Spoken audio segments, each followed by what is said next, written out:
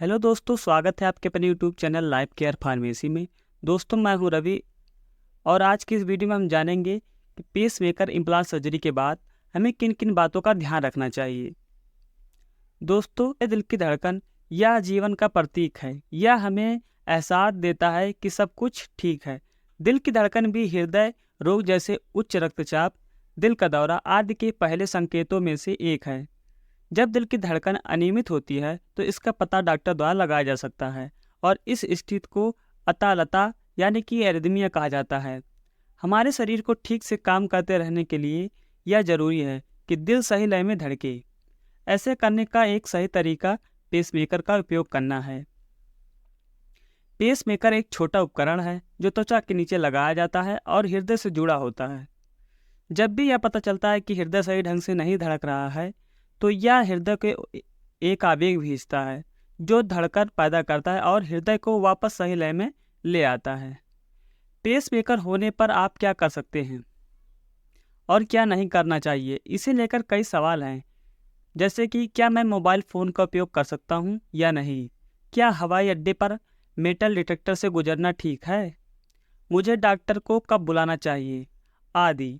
यह लेख pacemaker surgery के बारे में आपके सभी सवालों को दूर करने का एक प्रयास है। यदि आपको पेसमेकर लगाया गया है तो आपको ये बातें याद रखनी चाहिए, जैसे भारी सामान उठाने से बचें। केवल पेसमेकर के लिए ही नहीं बल्कि किसी भी सर्जरी के तुरंत बाद इससे बचना चाहिए। भारी वजन उठाने से आपके दिल पर दबाव पड़ता है और सर्जरी के बाद आपको ऐसा नहीं करना चाहिए।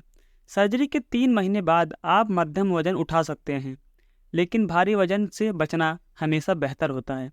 यदि आपकी दिनचर्या में वजन उठाना शामिल है तो कृपया अपने परिवार के सदस्यों से मदद लें ताकि आप इस तनाव से बच सकें।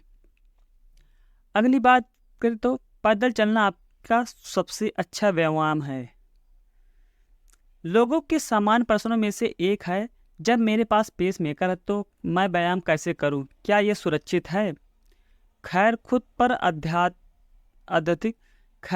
पर अत्यधिक दबाव डालना निश्चित रूप से कुछ ऐसा है जो आपको करना चाहिए, लेकिन दिल को स्वस्थ रखने के लिए व्यायाम करना जरूरी है। ऐसे में व्यायाम करने का सबसे अच्छा तरीका है टहलना। सर्जरी के कुछ महीने के बाद आप तैराकी, साइकिलिंग जैसे अन्य प्रकार के व्यायाम फिर से शुरू कर सकते हैं, लेकिन फिर भी इसे हल्का रखना ही बुद्धिमानी है। आगे बात करें तो मशीनों के आसपास सतर्क रहें। पेसमेकर आपके हृदय को विद्युत संकेत भेजता है।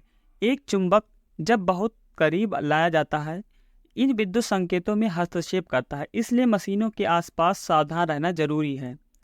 यहाँ आप क्या कर सकते हैं? आप सबसे पहले आपको करना है, आप microwave, hair dryer, remote control आदि का उपयोग कर सकते हैं, लेकिन उन्हें सुरक्षित दूरी पर रखें। आप अपने मोबाइल फ़ोन का उपयोग कर सकते हैं, लेकिन इसे अपनी शर्ट की जेब में पेसमेकर के पास न रखें। मोबाइल फ़ोन का उपयोग करते समय आपको कान को पेसमेकर से दूर रखना चाहिए। ड्रिल, स्पीकर, रेडियो आदि जैसे उपकरणों से कम से कम 12 इंच की अच्छी दूरी बनाए रखें।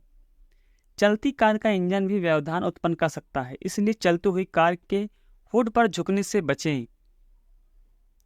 आगे बात करें चुंबकीय चिकित्सा का उपयोग करने वाले तकिए, मसाजर का उपयोग करने से बचें। आगे बात करें तो ट्रांसमीटर और इलेक्ट्रिक पावर लाइनें। हालांकि उनके पास चलना सुरक्षित है, लेकिन लंबे समय तक उनके संपर्क में रहने की सलाह नहीं दी जाती है। इसलिए यदि आपको ट्रांसमीटर के पास से चलना है तो चिंता न करें, लेकिन देर मत करो। यही बात विद्युत लाइनों के लिए भी लागू होती है। यदि आप लंबे समय तक इनके संपर्क में रहेंगे तो आपके पेसमेकर में हस्तक्षेप कर सकते हैं। जितना संभव हो सके दूर रहना सबसे अच्छी बात होगी। नेक्स्ट पॉइंट की बात करते हैं, मेटल डिटेक्टर और सुरक्षा जांच। मेटल डिटेक्टरों के आसपास रहना तब तक सुरक्षित है जब तक आप उनसे सुरक्षित दूरी बनाए रखते हैं। चिंता न करें, आप हवाई अड्डे की सुरक्षा जांच में कोई अलार्म नहीं बजेगा और आपका पेसमेकर भी बिल्कुल ठीक हो जाएगा। बस इसे वास्तव में त्वरित रखने का प्रयास करें ताकि आप बहुत लंबे समय तक उजागर ना हो। हालांकि सुरक्षा जांच के लिए उपयोग किए जाने वाले हाथ से पकड़े जाने वाले उपकरण आपके लिए सुरक्षित नहीं हैं, इसलिए आपको अपना पेसमेकर कार्ड दिखाना चाहिए और उनसे हाथ से पकड़े जाने वाले उपकरण का उपयोग करने के बजाय मैनुअल रूप से आपकी तलाशी लेने का अनुरोध करना चाहिए। नेक्स्ट पॉइंट है चिकित्सा प्रक्रियाएं और प्रशिक्षण। यह सबसे अच्छा है कि आप अपने डॉक्टरों और आपका इलाज करने वाले सभी लोगों को बताएं कि आपके पास पेसमेकर है। इसे ध्यान में रखते हुए मेडिकल प्रशिक्षण निर्धारित किए जाएंगे। हालांकि रक्त प्रशिक्षण और अन्य सामान्य नैदानिक प्रशिक्षण ठीक है, मशीनों से संबंधित कोई भी प्रशिक्षण आपके डॉक्टर से परामर्श करने के बाद ही किया जाना चाहिए। पेसमेकर होने पर MRI स्कैन की अनुमति नहीं है।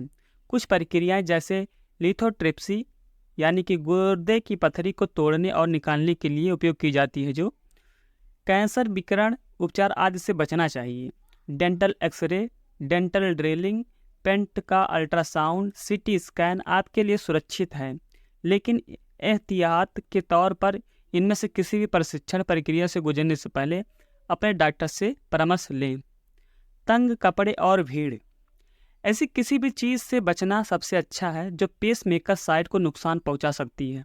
ज़्यादा टाइट कपड़े पहनने से बचें। हमेशा आरामदायक कपड़े चुनें जिनमें इतनी जगह हो कि आपका पेसमेकर बाहर ना निकले। ऐसी भीड़ से बचना जो आपके पेसमेकर साइट के लिए कठिन हो सकती है।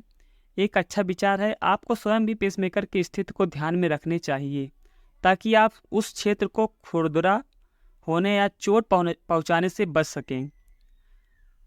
डॉक्टर को कब बुलाएं? आमतौर पर पेसमेकर का उपयोग बिना किसी समस्या के 5 से 10 वर्षों तक किया जा सकता है, लेकिन ऐसी स्थितियां भी होती हैं जब आपको यह सुनिश्चित करने के लिए अपने डॉक्टर को कॉल करने की आवश्यकता होती है कि यह ठीक से काम कर रहा है या नहीं। अपने डॉक्टर से संपर्क करें। यदि आपकी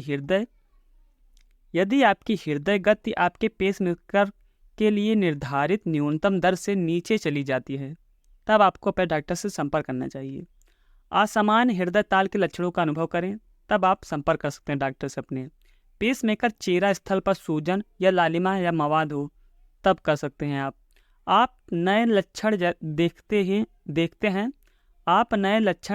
देखते हैं जो आपके पेसमेकर से पहले थे।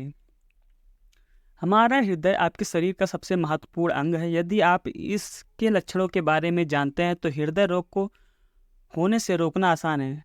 इसका प्रचार कीजिए।